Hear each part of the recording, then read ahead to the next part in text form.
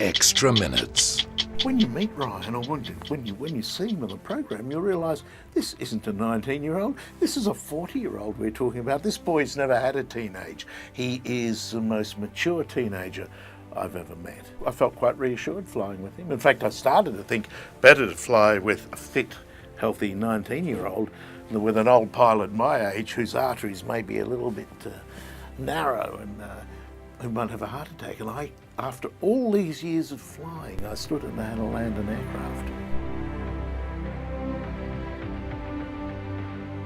A couple of the most amazing places he touched down in, I just happened to be there because, I travel around the world for a living, and I was doing a story in Oshkosh in Ohio, the world's greatest air show, and Ryan dropped in.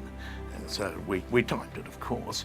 But what amazed me there is every aircraft known to man, and a few not known to man or woman for that matter, and Ryan knew them all. He said, "Oh, look, there's a such and such, and I've always wanted to be in one." And that it was extraordinary. He really is, for 19 years, he's a 70 or 80-year-old aviation buff. Are you the guy from the Frogs Hollow Flying Club in Merimbula? Absolutely. Oh, the other place I met him, of course, was Sri Lanka, where I tried to introduce him to some very interesting food and some very hot chilies, but given that he's sitting in the confines of an aeroplane, he very wisely, much more wise than me, much more mature, he decided that he wouldn't try them.